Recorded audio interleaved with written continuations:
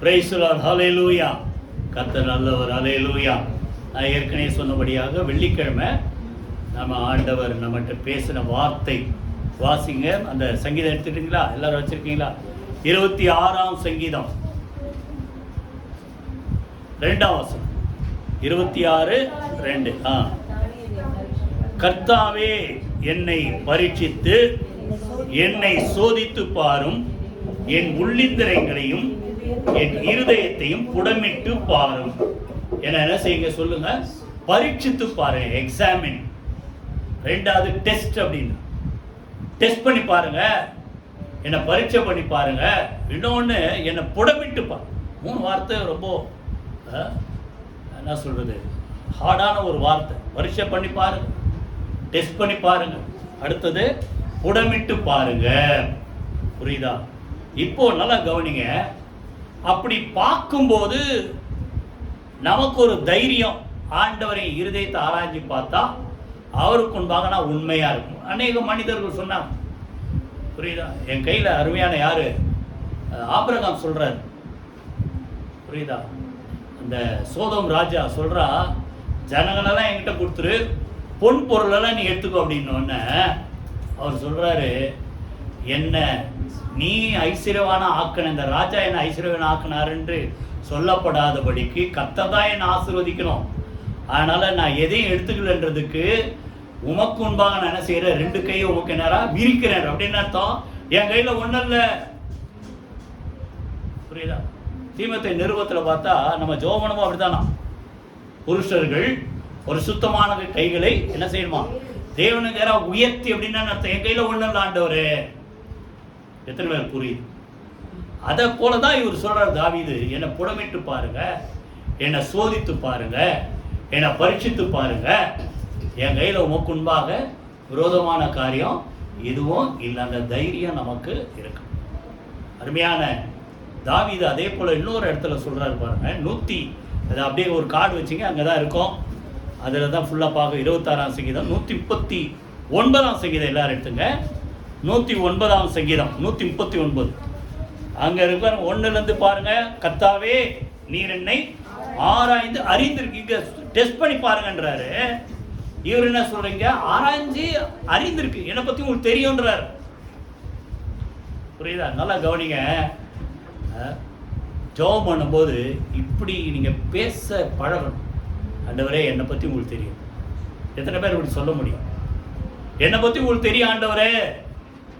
புரியுதா? என்னை ஆராய்ந்து சொல்லுங்க, அறிந்திருக்கிறீர். உட்காருதல் எழுந்திருக்கிறதை அறிந்திருக்கிறீர், என் நினைவுகளை அறிந்திருக்கிறீர். யோவான் 2ஆம் அதிகாரத்தில் பார்த்தீங்கன்னா, அவர்களுக்குள்ளிருப்பதை இயேசு அறிந்திருந்தபடியினால் அப்படின்னு. இப்போ இன்னைக்கு பொதுவாக வெளியே நடக்கிறதா நமக்கு தெரியும். புரியுதா? என்னென்ன நடக்குது, அவங்க என்னென்ன பேசுறாங்க. ஆனா அவங்க உள்ள என்ன நினைக்கிறாங்கன்றது யாருக்கும் தெரியாது. அது யாருக்கு தான் தெரியும்? ஆண்டவருக்கு மாத்திரம் தான் தெரியும். பின்னால சொல்றாரு, என் வழிகளெல்லாம் 3ஆம் வசனத்தை சொல்லுங்க, என் வழிகளெல்லாம் உமக்கு தெரியும். அடுத்தது அதிலே 13ஆம் வசனம் வாசிங்க. நீர் என் உள்ளிந்திரங்களை கை கொண்டு இருக்கிறீர் அப்படின்னு அர்த்தம். உள்ள இருக்கிற உணர்வுகளை நீர் அறிந்திருக்கிறீர். புரியுதா? தாயின் கர்ப்பத்திலே என்னை காப்பாற்றினீர். எல்லாத்துக்கும் மேல கடைசி 2 வசனம் 139 கடைசி 2 வசனம், தேவனே 23, 24 என்னை ஆராய்ந்து என் இருதயத்தை அறிந்து கொள்ளும், என்னை சோதித்து என் சிந்தனைகளை அறிந்து, என் மனசுல இருக்கிறத அறிந்து கொள்ளுங்கள். ஆராய்ச்சி பாருங்க, இருதயத்தை ஆராய்ச்சி பாருங்க. பார்த்து ஒருவேளை நான் என்னால முடிஞ்ச வரைக்கும் நான் சொல்றேன், ஆண்டவருக்கு முன்பாக நான் உண்மையா இருக்குன்னு சொல்றேன். ஒருவேளை அப்படி ஏதாவது இருந்துன்னா சொல்றாரு பாருங்க, வேதனை உண்டாக்கும் வழி என்னிடத்தில் உண்டோ என்று பார்த்து ஏதாவது இருந்ததுன்னா என்னை சுத்திகரித்து என்னை எந்த வழியில நடத்துங்க, நித்திய வழியிலே என்னை நடத்து. இந்த ஒரு மனசாட்சி நமக்கு இருந்தா நிச்சயமா யோவான் நிருபத்தில் தான் சொல்றேன், நம்முடைய இருதயமே நம்மை குற்றவாளிகள் என்று தீர்க்காதிருந்தால் நாம் தைரியம் கொண்டு கர்த்தரிடத்தில் கேட்டதை என்ன செய்வோம் சொல்லுங்க, பெற்றுக்கொள்வோம். கைகளை வைத்து கர்த்தரை சூத்திரமோ, என்னை ஆராய்ந்து பாருங்க, என்னை சோதித்து பாருங்க சொல்லுங்க. அடுத்தது என்ன பரீட்சித்து பாருங்க, என்னை புடமிட்டு பாருங்க. யோபு அப்படித்தானே சொல்றாரு, நான் போகும் வழி அவர் அறிவார். இதெல்லாம் ஏன் நடக்குது எனக்கு தெரியல. இன்னைக்கு அநேக நேரத்தில் பாருங்க, நமக்கு ஒரு சில சூழ்நிலைகள் விருந்த தகாத காரியங்கள் நடக்கும்போது நம்ம என்னென்னமோ யோசனை பண்ணி பாருங்க, ஏன் அப்படின்னு தெரியல. ஆனால் யாருக்கு தெரியும்? ஆண்டவர். அவர் அதான் சொல்றாரு, நான் அவரை தேடி போய் விசாரிச்சு கேட்கணும், ஏன் எனக்கு இப்படிலாம் நடந்ததுன்னு கேட்கணும்னு நினைக்கிறேன். என்னால் அவரை பார்க்க முடியல, ஆனால் அதுக்காக சோர்ந்து போல அவருக்கு ஒரு கேரண்டி, ஒரு நிச்சயம் இருக்குன்னா சொல்றாரு. ஆனாலும் 23:10, யோபு 23:10, ஆனாலும் சொல்லுங்க, நான் போகும் வழியை அவர் அறிவார். அவருக்கு தெரியும். ஏன் இப்படி நடக்குதுன்னு நமக்கு தெரியல, யாருக்கு தெரியும்? சொல்லுங்க வாய்த்தரங்க. அவர் அறிவார். அவர் என்னை சோதித்த பின் சொல்லுங்க, நான் எப்படி இருப்பேன்? பொன்னாக விளங்குவேன். கைகளை வைத்து கத்துற சோத்திரம் பண்ணணும். புரியுதா? சொல்றாரு, என்னை பரிசுத்து பாருங்க, சோதித்து பாருங்க, ஆராய்ச்சி பாருங்க, புடமிட்டு பாருங்க. புரியுதா? அந்த தைரியம் ஏன் அப்படி வந்ததுன்ட்டு திருப்பி அந்த இதுக்கு வந்துருங்க. அந்த கார்டு அப்படியே வச்சுங்க, 26ஆம் சங்கீதத்தில் அப்படியே வச்சுங்க.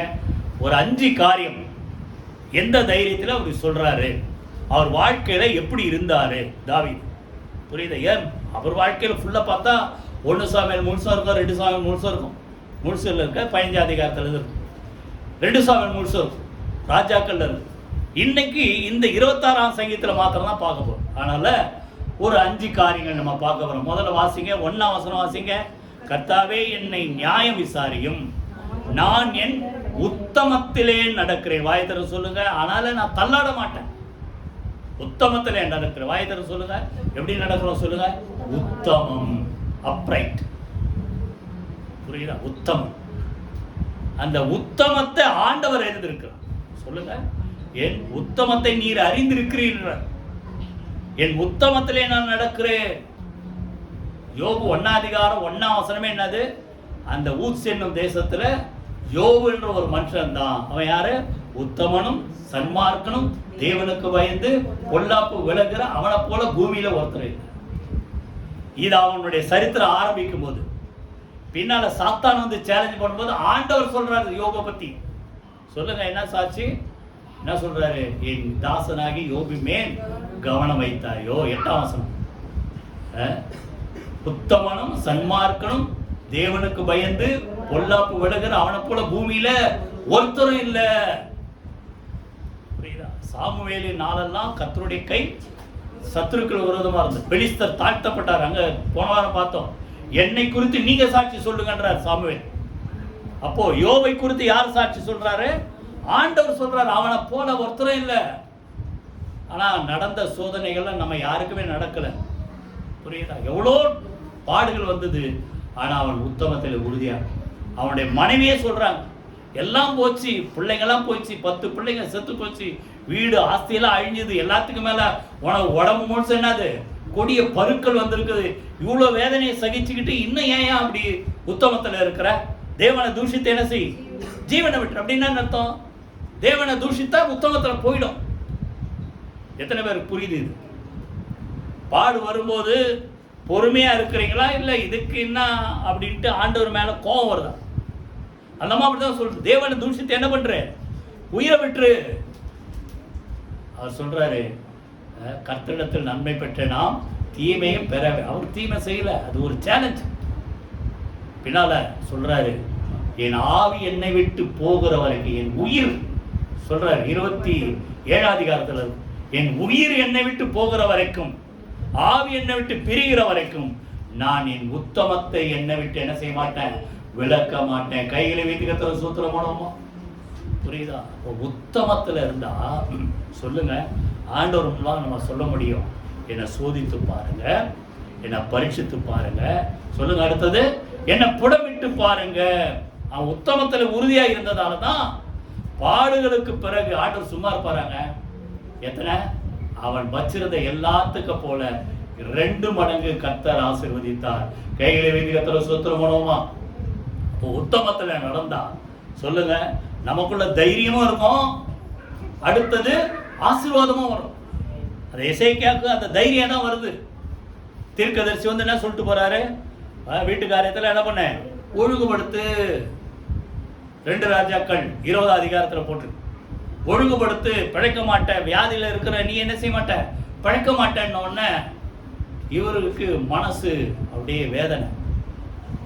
சோர்புறமா திரும்பி ஏசாயா தீர்க்கதரிசிக்கிட்ட வாதாடல. நீங்க யாராவது உங்களுக்கு அப்படி யாராவது ஒரு நியூஸ் வந்தா, உனக்கு தெரியுமா, நீ என்ன அப்படியா அப்படி வந்து சண்டை போடுவீங்க.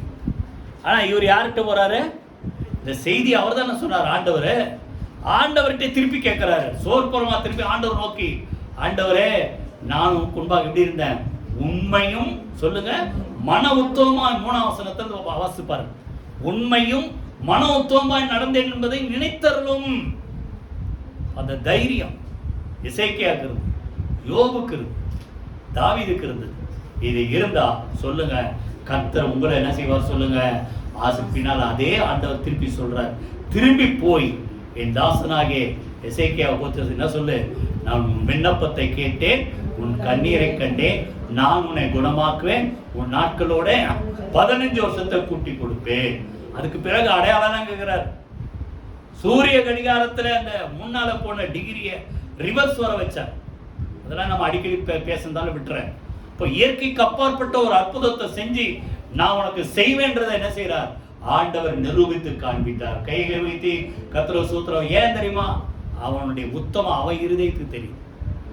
தான் சொல்ல முதல்ல திருப்பி சொல்றேன், நம்முடைய இருதயம் நம்மை குற்றவாளிகள் என்று தீர்க்காதிருந்தால், மனசாட்சி நம்ம ஒழுங்கா இருந்தா போதும், நம்ம தைரியமா ஆண்டவர் முன்பாக என்ன சொல்ல முடியும்.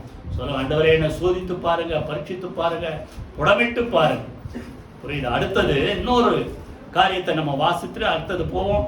சங்கீதத்தில் நானே சொல்லிடுறேன். 84ஆம் சங்கீதம் 11ஆம் வசனம், தேவனாகி கர்த்தர் சூரியனும் கேடகமானவர், உத்தமமாய் நடக்கிறவர்களுக்கு சொல்லுங்க நன்மையை வழங்காதிரார். நம்ம உத்தமமா நடந்தா அது எப்படிங்க ஆண்டவர் உங்களுக்கு ஏதாவது நன்மையை கொடுக்காம இருப்பாரா? அப்படின்னா கரெக்டா தான். இன்னொரு மொழிபெயர்ப்புல சொல்றேன், நல்லா கவனிங்க. உங்களுக்கு வர வேண்டிய நன்மையை நிறுத்தி வைக்க மாட்டார். He will not withhold அப்படின்னு அர்த்தம். நீங்க எத்தனையோ காரியங்களை நீங்க என்ன பண்றீங்க, ஜெபம் பண்றீங்க, உங்க குடும்பத்துக்காக, எதிர்காலத்துக்காக, ஏதோ பிள்ளைங்களுக்காக. புரியுதா? நீங்க உத்தமமா நடந்தா சொல்லுங்க, உங்களுக்கு உங்க குடும்பத்துக்கு வர வேண்டிய நன்மையை கர்த்தர் என்ன செய்ய மாட்டார் சொல்லுங்க, வழங்காம இருக்க மாட்டார். இன்னொரு வார்த்தை சொல்றேன், நிறுத்தி சொல்லுங்க, வாய்த்திருந்து நிறுத்தி வைக்க மாட்டார். நீதிமான் தன் உத்தமத்தை நடக்கிறான். அவன் அப்படி நடக்கும்போது அவனுக்கு பிறகு சொல்லுங்க, அவன் பிள்ளைகளும் பாக்கியவான்களா இருப்பார்கள். கைகளை வைத்து கர்த்தர் சூத்திரம் மூலமா. நீதிமொழிகள் 20ஆம் அதிகாரம் 7ஆம் வசனம். புரியுதா? நம்ம உத்தமத்தில் நடந்தா நமக்கு ஆசீர்வாதம். யோபு போனோம். 2வது சொல்லுங்க, உங்களுக்கு பிறகு சொல்லுங்க உங்க சந்ததி, வாய்த்து சொல்லுங்களேன், உங்க சந்ததி கர்த்தர் ஆசீர்வதிப்பார். இப்போ முதல்ல சொல்றாரு, நான் எதுல நடக்கிறேன், என் உத்தமத்திலே நடந்து கொள்ளுகிறேன். 2வது அவர் என்ன சொல்றாரு, 3ஆம் வசனம் வாசிங்க. என் கண்களுக்கு முன்பாக 26ஆம் சங்கீதம் 3ஆம் வசனம் முன்பாக இருக்கிறது, உடைய சத்தியத்திலே நடந்து கொள்ளுகிறேன். எதுல நடக்கிறேன் சொல்லுங்க, சத்தியத்தில. சத்தியம் என்பது யாரு? ஆண்டவராகிய இயேசு. வார்த்தை தான் சத்தியம். எல்லாமே வசனம் யோவான்ல இருக்கு. கிருபையினாலும் சத்தியத்தினாலும் நிறைந்தவராய் நமக்குள்ளே என்ன செய்தார்? 1ஆம் அதிகாரம் 13, 14 தொடர்ந்து வாசிப்பார். நமக்குள்ளே வாசம் பண்ணினார். சங்கீதத்தில் பார்த்தீங்கன்னா 85ஆம் சங்கீதம் மேல இருக்கும், சத்தியம் பூமியிலிருந்து முளைக்குமா. சத்தியமா இருக்கிற ஆண்டவர் உலகத்துல ஒரு மனிதனாக என்ன செய்தார்? பிறந்தார். அதான் கிருபையினாலும் சத்தியத்தினாலும் நிறைந்தவராய் ஆண்டவர் நமக்காக பிறந்து நமக்குள்ள என்ன செய்தார் சொல்லுங்க, வாழ்ந்தார். கைகளை வைத்து கர்த்தர் சூத்திரம் மூலமா. நியாயப்பிரமாணம் மோசையினால் உண்டானது, கிருபை சத்தியம் இயேசு கிறிஸ்துவினாலே உண்டானது. பிலிப்பு கிட்ட பேசும்போது சொல்றாரு, பிதாவை எங்களுக்கு காண்பியும் அது போதும் என்பது யோவான் 14ஆம் அதிகாரத்தில். என்னை கண்டவன் பிதாவை கண்டான்னு சொல்லிட்டு சொல்றாரு. நானே சொல்லுங்க வாய்த்தர 14:6, நானே வழியும் சத்தியமும் ஜீவனுமாய் இருக்கிறேன், என்னாலே இல்லாமல் ஒருவனும் பிதாவிடத்தில் என்ன செய்ய முடியாது, வர முடிய. வழியும் அவர் தான் பரலோகத்துக்கு, சத்தியமும் அவர் தான், ஜீவனும் அவர் தான். கைகளை வைத்து கர்த்தர் சூத்திரம் மூலமா. அப்போ இயேசுதான் நமக்கு சத்தியம். சத்தியத்திலே நடந்து கொள்கிறேன்னா அர்த்தம், அவர் சொன்ன வார்த்தையின்படி. அதை நான் ஏற்கனவே சொல்லிட்டேன். 7ஆம் அதிகாரத்தில் நான் சொன்ன வார்த்தையின்படி வாழ்கிறவன் எவனோ அவனுடைய வீடு கண்மனையில் மேல் கட்டப்பட்ட அஸ்திவாரம் போட்டு கட்டப்பட்ட வீட்டை போல அவன் வாழ்க்கை நிலைத்திருக்கும். புரியுதா? சத்தியம் என்பது தேவனுடைய வார்த்தை. யோவான் 17:17 சொல்றாரு, உடைய வசனமே சத்தியம். வாயத்தில சொல்லுங்க, எது சத்தியம் சொல்லுங்க. இயேசுதான் சத்தியம். ரெண்டாவது சொல்லுங்க, அவருடைய வசனமே சொல்லுங்க சத்தியம். இந்த சத்தியத்தை மேல உங்களுக்கு ஒரு தாகம் இருந்தா எத்தனை பேர் சொல்லு, இரவும் பகலும் பிரியமா இருந்து தியானமா இருக்கிற மனுஷன் பாக்கியம். சங்கீதத்துல அவன் செய்கிறதெல்லாம் சொல்லுங்க வாய்க்கும். அந்த வார்த்தை நமக்குள்ள இருந்தா அந்த வார்த்தை நமக்கு எதை ஆசீர்வாதம் கொண்டுமா? நன்மைகளை கொண்டு வரும். கைகளை வைத்து கத்துற சூத்திரம். மீகால நேத்து தொடர்ந்து நான் படிக்கும்போது மீகால படித்தேன். அதில் பார்த்தீங்கன்னா 2 அதிகாரம் 7ஆம் வசனத்துல, புரியுதா? யாரோ ஒருத்தர் வாசிங்க பார்க்கலாம். 2:7 என் வார்த்தை அவர்களுக்கு நன்மை செய்யாதோ. 2:7 வாசிங்க.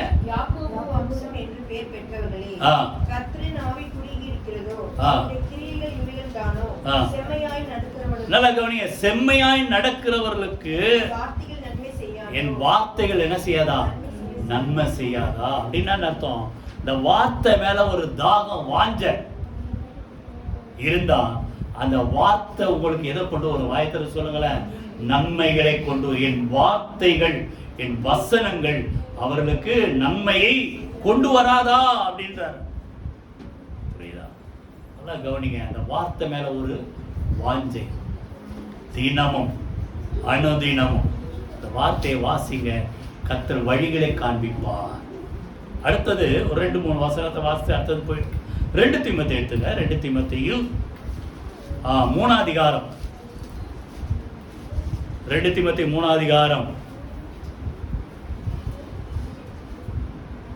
16-17 வாசிங்க. 16-17 நல்லா கவனிங்க. நீங்க படிக்கிற ஒவ்வொரு வார்த்தைகளும் இப்ப இங்க வந்து கேட்குறீங்க வார்த்தை. ஒவ்வொரு வார்த்தை யாரால் கொடுக்கப்பட்டது? தேவனுடைய ஆவியினால், பரிசுத்த ஆவியால் அருளப்பட்டிருக்கிறது. தேவனுடைய மனுஷன் எதுக்கு அந்த வார்த்தை? தேறினவனா நிக்கணும். புரியுதா? 6,35,900 பேர் எகிப்தை விட்டு புறட்டு போனாங்க. ஆனா தேறினவங்க எத்தனை பேரு? 2 பேர். மோசே அதுல கொஞ்சம் பாதி போயிட்டாரு. சரியா? எத்தனை பேர் புரியுது? அப்போ நம்ம என்ன செய்யணும்? எப்படி நம்ம தேறினவர்களா நிக்கணும். என்ன வேணும்? தேவ வார்த்தைகள்.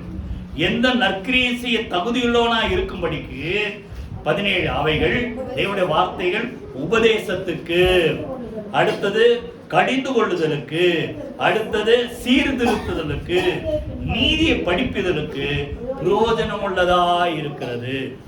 பைபிளை படிக்கும் போது இல்ல தேவ வார்த்தையை கேட்கும் போது அநேக வார்த்தை உங்களுக்கு மகிழ்ச்சி கொடுத்தா நீங்க அந்த வார்த்தையின்படி வாழ்றீங்க.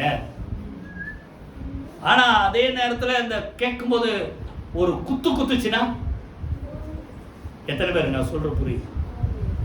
கோபம் வருமா? இல்ல ஆண்டவரே நான் சரியில்லை, என்னை சரிப்படுத்துங்கன்ட்டு செட்ரேட் ஆகிறதுக்கு ஒப்பு கொடுங்க. நான் சொல்ற எத்தனை பேர் புரியுது? எதுக்கு அது சொல்லுங்க? கடிந்து கொள்ளுதலுக்கும் சீர்திருத்துது. இந்த வார்த்தை சீர்திருத்துது. அதான் அங்க 119 சொல்றாரு, வாலிபன் தன் வழியை இதனால் சுத்தம் பண்ணுவான், உடைய வசனத்தின்படி தன்னை காத்து கொள்ளுகிறதினால் தானே. கைகளை வைத்து கர்த்தருக்கு ஸ்தோத்திரம். இந்த வார்த்தைக்கு கனம் கொடுக்கும். அவருடைய பேர் என்னவா? அந்த வெளிப்படுத்துற விசேஷத்துல 19ஆம் அதிகாரத்தில் கொடுக்குது. அவருடைய நாமம் என்னது? தேவனுடைய வார்த்தை. கைகளை வைத்து கர்த்தருக்கு ஸ்தோத்திரம் பண்ணுவோமா? இப்ப அதுக்கு தொடர்ந்து அப்படியே 4ஆம் அதிகாரத்தில் 2 தீமோத்தேயு 4ஆம் அதிகாரம் 2ஆம் வசனம், சமயம் வாய்த்தாலும் வாய்க்காய் விட்டாலும் ஜாக்கிரதை. எதை பிரசங்கம் பண்ண? திருவசனத்தை பிரசங்கம் பண்ண. நீடிய சாந்தத்தோடும் உபதேசத்தோடும் கண்டனம் பண்ணி கடிந்து கொண்டு புத்தி சொல்லு. நான் உங்களுக்கு நிறைய பேர் சொல்றேன், நிறைய விஷயம் வந்து கண்டித்து கத்துற உணர்த்துறா சொல்றேன். கோபத்தோட சொல்லியிருக்கேன்னா உங்களதான் பார்த்து கேட்கிறேன். கோபத்தோட என்னைக்காவது உங்களுக்கு சொல்லியிருக்கேன்னா இல்லைங்க, இப்படி செஞ்சாதான் ஆண்டவர் உங்களை என்ன செய்ய முடியும்? அவர் நன்மையை பெற்றுக்கொள்ள முடியும். எப்படி சொல்றாரு? சாந்தத்தோட. ஆனா சாந்தத்தோட அப்படியே ஐஸ் வச்சு பேசாத. எப்படி? கண்டனம் பண்ணி கடிந்து கொண்டு என்ன செய் புத்தி ரெண்டுமே தான் இருக்கும். புரியுதா? எத்தனை பேர் புரியுது? பொறுமையாகவும் சொல்றோம், கடிந்து கொண்டும் சொல்றோம். ஆனா நீங்க மனசு கடினப்படக்கூடாது. என்னை பார்த்து சொல்லிட்டாரு, உங்களை பார்த்து இல்லை, ஆண்டவர் சொல்றத நான் சொல்றேன். புரியுதா? அப்ப நீங்க அதுக்கு உங்களை ஒப்பு கொடுத்தா அது உங்களுக்கு என் வார்த்தைகள் அவர்களுக்கு திருப்பி அந்த மீகா ஞாபகம் வச்சுங்க, நன்மையை செய்யாதோ, நன்மையை கொண்டு வராதோ. அதனால என்ன பண்றாங்க நிறைய பேரு, அவர்கள் ஆரோக்கியமான உபதேசத்தை பொறுக்க மனசு இல்லை. கடிந்து கொண்டு சொல்றாங்கன்னா இதை கேட்கறதுக்கு நிறைய பேருக்கு என்ன வருது, மனசுல கோபம் வருது. இங்க போனா என் நேரம் பாஸ்டர் இதை போய் அதை பண்ணு.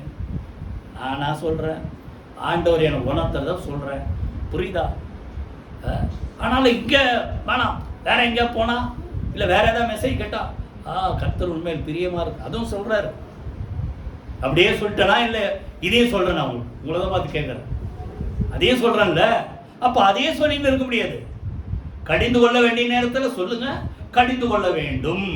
ஆனா இதை கடிந்து கொள்ளும் போது மனசு என்ன வருது, செவி தின உள்ளவர்களாகி இதெல்லாம் வேணான்ட்டு அவங்க யாரை தேடுறாங்களா, சுய இச்சைகளுக்கு ஏற்ற போதர்களை சேர்த்துக் கொள்ளுகிறார்கள். அங்க போனா நமக்கு நல்லா ஐஸ் வச்சு பேசுவாங்க.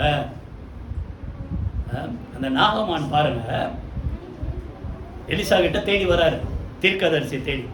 சொன்ன வார்த்தை கீழ்ப்படினல்ல, அவனை போய் யோர்தான்ல 7 தடவை முழுக சொல்லு. புரியுதா? ஆக்சுவலா எலிசா கூட வெளியே வந்து பண்ணியிருக்கலாம், இல்லை உள்ள வந்து இவர் பணிவா ஐயா உங்களை தேடி வந்திருக்க நான் குணமாக்கனா அது வேற வேறதுக்குள்ள முடிஞ்சிருக்கும். இவன் வந்து வாசப்படலே நின்று டாக்டரை தேடி வரீங்க.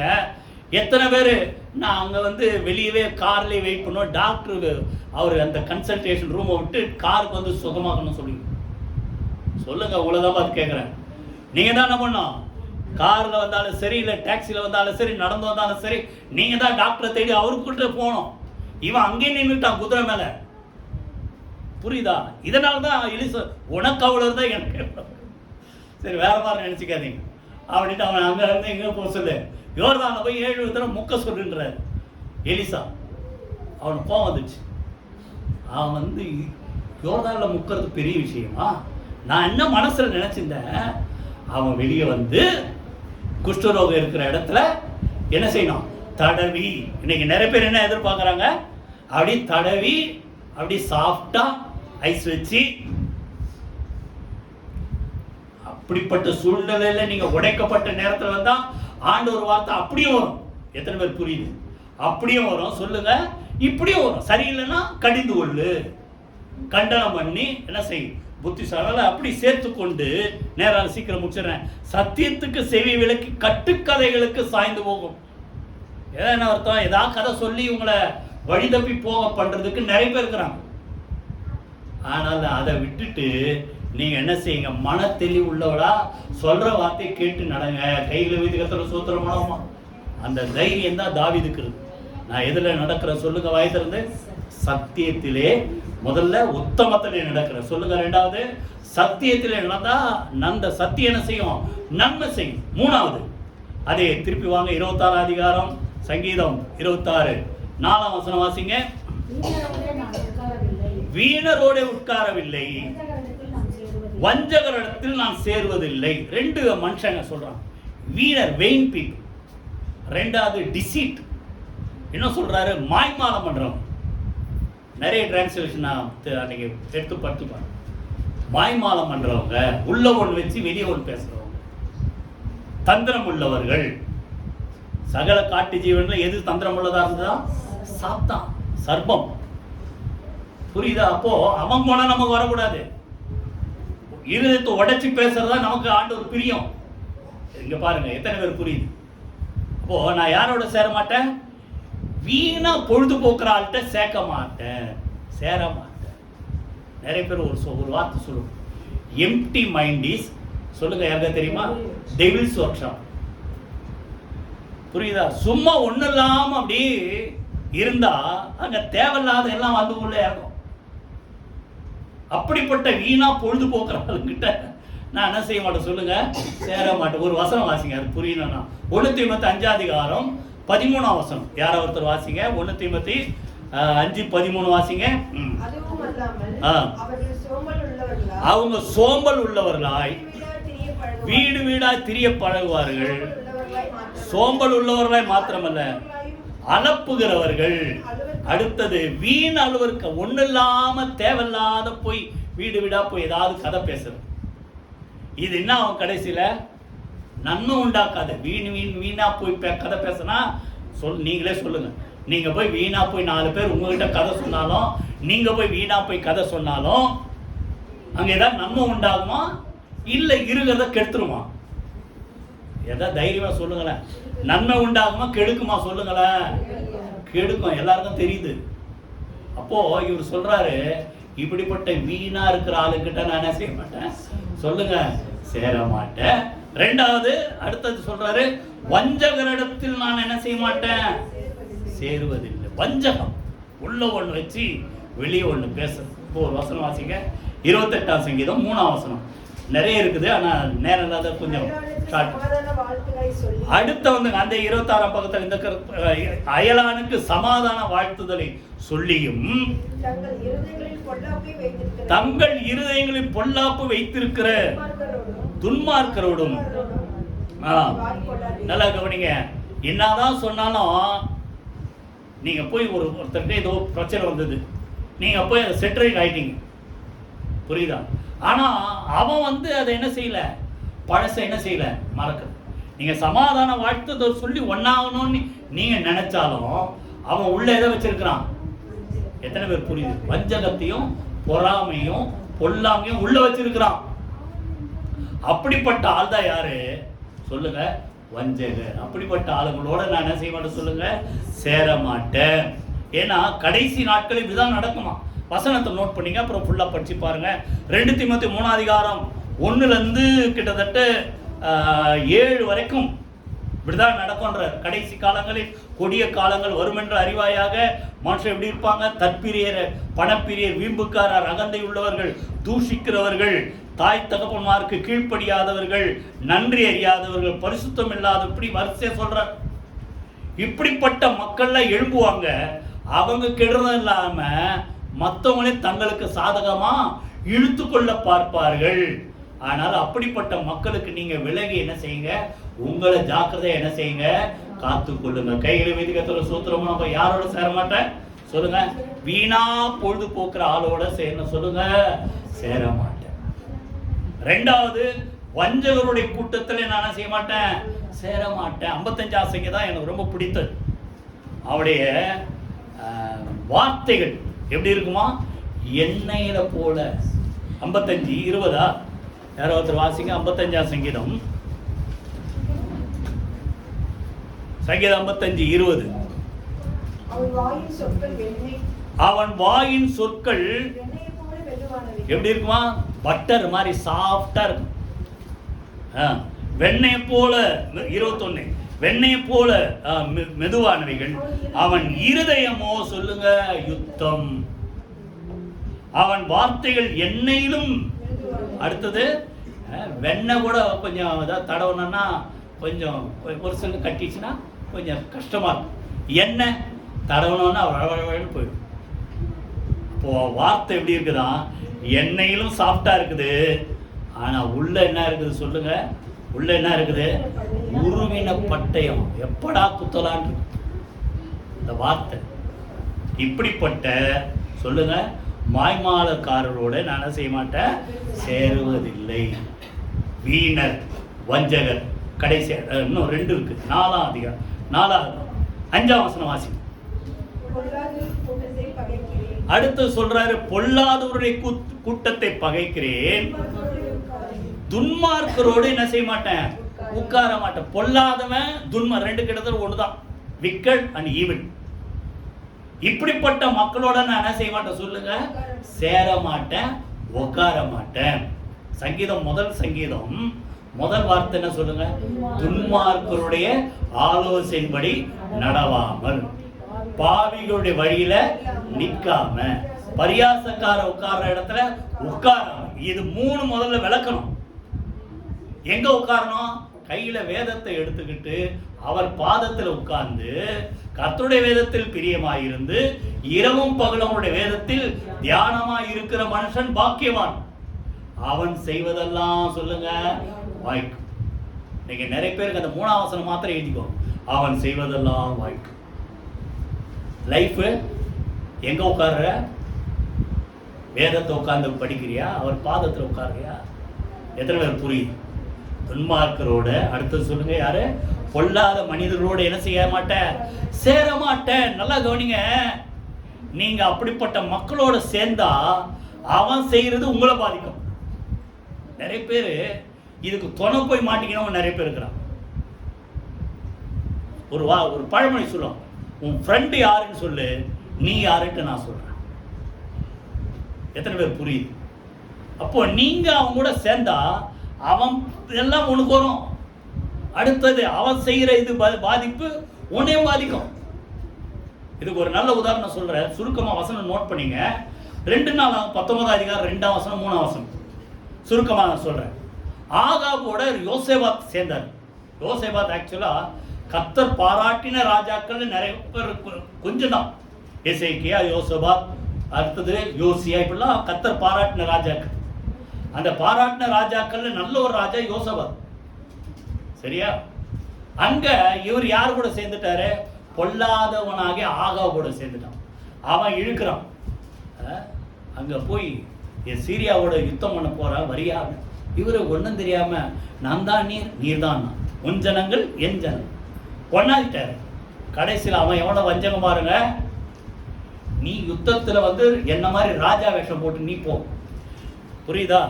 நான் சாதாரண வேஷத்துல. அப்படின்னா என்ன அர்த்தம்? என் முதல்ல வர எதிரி யார் அடிப்பான்? ராஜாவை தான் அடிப்பான். எப்படி மாட்டி வைக்கிறான் பாருங்க. இதான் வஞ்சகர், இதான் பொல்லாதவர்கள். அவங்க இதுக்கு நீங்க துணைப்பான நீங்க தான் மாட்டுவீங்க. நீங்க அப்புறம் படிச்சுப்பார், ராஜாக்கள் இருக்கும், இந்த நாளாகமத்திலே கடைசியில பார்த்தா இவன் தான் ராஜான்ட்டு கொல்ல வரும்போது கர்த்தருக்கு கூக்குரல் இட்டவன ஆண்டவர் அனுசாரியா இருந்து அவங்களெல்லாம் விலைக்கு பாதுகாத்தார். அப்போ சொல்றாரு ஆண்டவர். அந்த வசனம் யாரோ எடுத்தீங்களா? துன்மார்க்கனுக்கு துணை நின்று அந்த வசனம் யாரோ வாசிங்க. 2 நாளாகும் யாரும் எடுத்தீங்களா? 3ஆம் வசனமா? 2ஆம் வசனம். அனானியின் குமாரனாக எகுவின் ஞானதர்ஷிக்காரன் புறப்பட்டு அவனை சந்தித்து ராஜாவாகி யோசபாத்தை நோக்கி, துன்மார்க்கனுக்கு துணை நின்று கர்த்தரை பகைக்கிறவனை நீர் சிநேகிக்கலாமா? இது நிமித்தம் கர்த்தருடைய கடும் கோபம் உண்மையில் வர உன் தலை போக பார்த்துது. ஏன்? நீ நல்லவன் தான், ஆனா நீ யாரோட சேர்ந்து துணைக்கு போயிட்ட? ஆமா, கெட்டவனோட துன்மார்க்கனோட துணை போனதால உன் தலை போக பார்த்துது. ஆனா கர்த்தரை காப்பாத்தின. எப்படி? 3ஆம் வசனம் சொன்ன, நீ விக்கிரக தோப்புகளை தேசத்தை விட்டு அகற்றி தேவனை தேட உம்முடைய இருதயத்தை நேராக்கின விஷயத்தில் நன்மையான காரியம் உன்ட்ட இருந்ததாலதான் கர்த்தர் உன்னை காப்பாத்தினார். கைகளை வைத்து கர்த்தரை சோத்திரம். எத்தனை பேர் புரியுது? நீங்க நல்லவங்களாவே இருக்கலாம், ஆனா சேர்க்க சரியில்லைன்னா அவனுடைய இது உங்களையும் பாதிக்கும். இதை விட ரொம்ப மோசம் என்னன்னா, ஒரு தாய் அகசியா ராஜாக்கு, யூதா ராஜா தான் அவனும், அந்த ராஜா அந்த துன்மார்க்கமா நடக்கிறதுக்கு அவதான் துணையா இருந்தாலும். அந்த வசனமா யாரை எடுத்தீங்கன்னா வாசிங்க. 2 நாளாகும் 22. 2 நாளாகும் 22:2. அவன் தாயின் பேர் அத்தாலியால் முடிச்சா 3ஆம் வசனத்துல சொல்றாரு, அவனும் ஆகாப் குடும்பத்தாரின் வழிகளில் நடந்தான், துன்மார்க்கமாய் நடக்க அவனுடைய தாய் அவனுக்கு ஆலோசனைக்காரியா இருந்தான். எவ்வளவு மோசம் பாரு. எப்படி வளர்க்குறா? துன்மார்க்கமா நடக்கிறது வழி கற்றுக் கொடுக்குறான். பொதுவாகவே எல்லாரும் என்ன பண்ணுவாங்க, என்ன சொல்லுவாங்க, தாய் தான் நல்ல வழியில காட்டுவாங்க. இந்தம்மா இது பொல்லாதா இருக்கிறதால தன் பிள்ளை எப்படி வளர்க்குது? பொல்லாதா வளர்க்குது. கடைசியில் என்னாச்சு? அவன் தலையே போச்சு. 9ஆம் வசனத்துல பார்த்தீங்கன்னா இருக்கும் பாருங்க, இவன் அவனை பிடித்து யெகோவாவிடத்தில் கொண்டு வந்து அவனை கொன்று போட்டு அவனை அடக்கம் பண்ணும்போது இவன் பேரை சொல்ல, இவன் 9ஆம் வசனம் பின்னால, இவன் தன் முழு இதயத்தோடு கர்த்தரை தேடின யோசபாத்தின் குமார் என்று சொல்லி அவனை அடக்கம் பண்ணாங்களாம். இப்ப இவன் இல்ல முழு இதயத்தோடு தேடினவன், இவங்க அப்பா யாரு? யோசபாத்து முழு இதயத்தோடு தேடினதால அவன் கொன்னால அவனை கொண்டு போய் எங்க அடக்கம் பண்ணாங்களாம்? அந்த ஒரு கல்லறையில் என்ன செஞ்சாங்க, அடக்கமான கை வைத்து கர்த்தரை ஸ்தோத்திரம். இதான் முதல்ல சொன்னோம், அவன் பிள்ளைகள் அவன் உத்தமனாக நடந்தா அவன் பிள்ளைகளுக்கும் என்ன செய்யும் சொல்லுங்க, அவன் பிள்ளைகளும் என்ன செய்வார்கள், ஆசீர்வதிக்கப்படுவார்கள். அதை போல யோசபாத் நல்லவனா இருந்ததால அவன் பின்னாலும் அந்த சந்ததியில இவன் ஒருத்தன் மோசமா இருந்தான், ஆனா அவன் தலை போச்சு. இருந்தாலும் அவன் அந்த கல்லறையில் என்ன செய்தார்கள் சொல்லுங்க, அடக்கம் பண்ணினார்கள். அதனால பொல்லாத மனிதர்களுக்கு என்ன செய்யக்கூடாது சொல்லுங்க, அவங்களோட சேராது. பின்னால நீங்க அப்புறம் படிச்சுப்பா, 2 சாமுவேல் 13ஆம் அதிகாரம் முழுசா படிச்சு. அங்க யோனதாப்ன்ற ஒரு தந்திரவாதி, புரியுதா? அங்க கவனிங்க, அங்க பாத்தீங்கன்னா அவன் வந்து அம்னோனுக்கு துராலோசனை சொல்றான். அந்த அப்சலோமுடைய தங்கச்சி யாரு, தாமார். அங்க இவன் மேல ஆசை வச்ச உடனே இவன் என்ன பண்ணிருக்கணும், ஃப்ரெண்டு கிட்ட சொல்றான். அவன் நல்ல ஃப்ரெண்டா தான் சொல்லிருக்கான், தாவீதோட பொண்ணு தான் அவன், நீயும் தாவீதோட பொண்ணு தான், தாய் வேறையா இருந்தாலும் நீங்களே யாரு, அண்ணன் தங்கச்சி, இப்படிதான் நீ இப்படி செய்யக்கூடாது, தப்புன்னு தானே சொல்லியிருக்கணும். அவன் தந்திரவாதியா இருந்ததால இவனை துராலோசனை சொல்லி கடைசியில காரியத்தை கேவலமா பண்ணதால என்னாச்சு, அவன் தலை போச்சு. அவன் சொல்றான், எல்லாரும் சாவல, யார் ஒருத்தன் தான் செத்தான், அம்னோன் ஒருத்தன் தான் செத்தான். பின்னால் அது அப்புறம் முழுசா அதை படிச்சு பாருங்க தான் புரியும். அப்போ இவன் மனசுல என்ன இருக்குது, அம்னோனை எப்படியாவது கவுக்கணும். எப்படி ஆலோசனை வான் பண்ணி இருக்கணும், இது தப்புடா நீ செய்யறது, வான் பண்ணி இருக்கணும். அவன் அதுக்கு எசைந்த ஐடியா கொடுத்ததால கடைசியில் யாரோட தலை போச்சு, இவன் ஆலோசனை கேட்டதால அம்னோனுடைய தலை போச்சு. எத்தனை பேர் புரியுது? நல்லா கவனிங்க. இப்படிப்பட்ட மக்களோட சேர்ந்தா அவங்க செய்யற காரியத்தினுடைய பாதிப்பு சொல்லுங்க உங்களுக்கும். அவர் சொல்றாரு, நான் இப்படிப்பட்ட மக்களோட சேரல. கடைசியா ஒண்ணு நான் என்ன செய்யறேன், அஞ்சாவது காரியம் 7ஆம் வசனம் 8ஆம் வசனம் வாசிங்க. 26ஆம் சங்கீதம் 7ஆம் வசனம் 8ஆம் வசனம். நல்ல கவனி, குற்றம் இல்லாமையிலே இதெல்லாம் நம்ம ஏற்கனவே பார்த்துட்டோம்.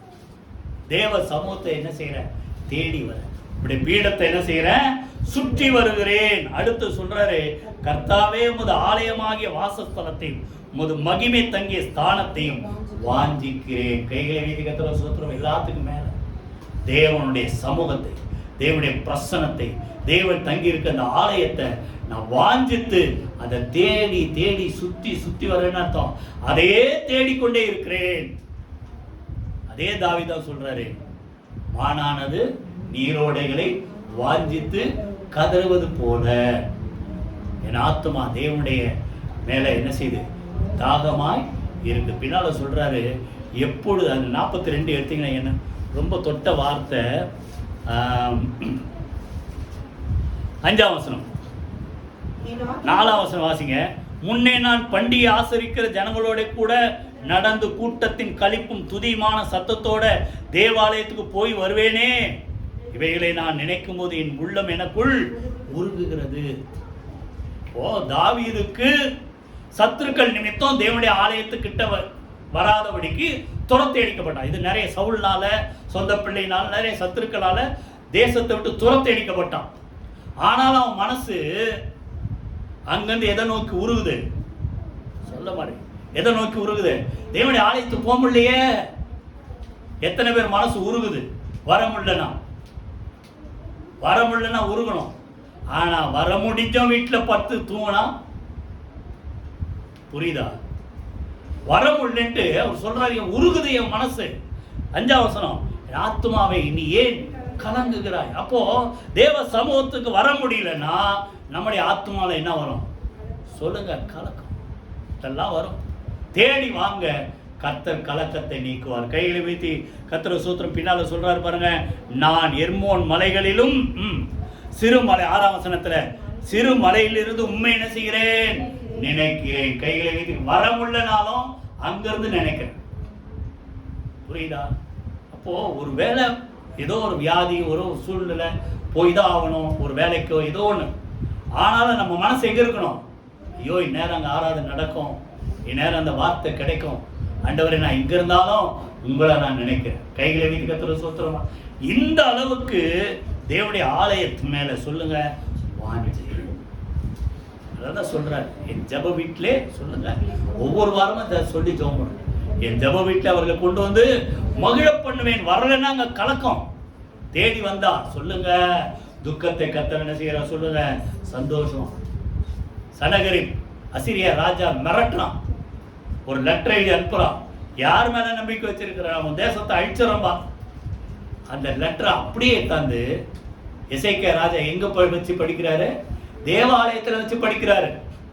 அப்போ உங்களுக்கு விரோதமா என்ன நடக்குது அதை அப்படியே கொண்டு வாங்க. நீங்க லெட்டர்னு இல்லை, என்ன பிரச்சனை அதை அப்படியே இங்க வாங்க, கொண்டு வாங்க. தேவ சமூகத்துல கொண்டு வந்து அவர் நோக்கி சொல்லுங்க, ஆண்டவரே இப்படிலாம் என் வாழ்க்கையில நடக்குது, என் குடும்பத்தில் நடக்குது. புரியுது? அவர் அந்த கடிதத்தை விரித்து தேவ சமூகத்தில் விரிச்சு படிக்கிறார். தேவனே கேளும், தேவனே பாரும். புரியுதா? சனகரிப் சொன்ன இந்த வார்த்தை நீங்க கேளுங்க ஆண்டவர். என்னொன்னு கர்த்தர் கிரியை செய்தார். ஒரே ஒரு ஏஞ்சல் அனுப்பினார், அத்தனை பேரும் சங்கரிக்கப்பட்டார்கள். கையில வைத்து கர்த்தர் சூத்திரமான எத்தனை பேர் புரியும்? அதனால தேவ ஆலயத்தை தேடி வாங்க. அவரை தேடி வரும்போது அவருடைய வீட்டின் நன்மையினால் என்ன செய்வார் சொல்லுங்க, நம்மளை திருப்தியாக்கி அனுப்புவார். கையில வைத்து கர்த்தர் சூத்திரமான எத்தனை பார்த்தோம் சொல்லுங்க, 5. சோதித்து பாருங்க நான் எப்படி இருக்கு. உத்தமத்தில் நடக்கிறேன் சொல்லுங்க. 2வது சத்தியத்தில் நடக்கிறேன். 3வது வீணான மக்களோட, அடுத்தது வஞ்சகரோட சேர மாட்டேன். 4வது பொல்லாத கூட்டத்தை பகைக்கிறேன், அங்க இருக்க மாட்டேன். 5வது தேவ ஆலயத்தை, தேவ பிரசன்னத்தை தேடுகிறேன். இப்படி இருந்தா பலன் உண்டு. இது பலன் நிறைய படிச்சதுலே நம்ம பார்த்துட்டோம். முக்கியமான பலன் அதே சங்கீதத்துல இப்போ 9ஆம் வசனம் 12ஆம் வசனம் 2 வசனத்தை வாசிங்க. என் ஆத்துமாவை பாவிகளோடும் என் ஜீவனை இரத்த பிரியரோடும் வாரிக்கொள்ளாதிரும். அப்படி செய்ய மாட்டாங்க. இப்படிலாம் நம்ம வாழ்ந்தா பாவிகளோட இரத்த பிரியரோட நம்முடைய ஆத்மா என்ன செய்யப்படாது சொல்லுங்க, வாரிக்கொள்ளப்படாது.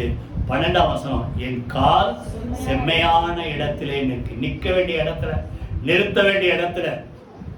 யூதால 24ஆம் வசனம் வழுவாதபடி சொல்லுங்க உங்களை காக்கும். பிதாவாகிய தேவனுக்கு முன்பாக அவருடைய சமூகத்தில் உங்களை எப்படி நிறுத்துவாராம், மாசற்றவர்களாய் கொண்டு போய் நிறுத்தும் வல்லமையுள்ள தேவனுக்கு மகிமை உண்டாவதாக. அப்ப நம்ம கால்களை எங்க கொண்டு போய் நிறுத்துவாரு, அவருடைய ராஜ்யத்தில் கொண்டு போய் நிறுத்துவார். எதை பண்ண மாட்டோம் சொல்லுங்க, துன்மார்க்கரோட நம்ம என்ன செய்வதில்ல, வாரிக்கொள்ளப்படுவது. மனுஷனுடைய முடிவு 2. 1 வாரிக்கொள்ளப்படுறது.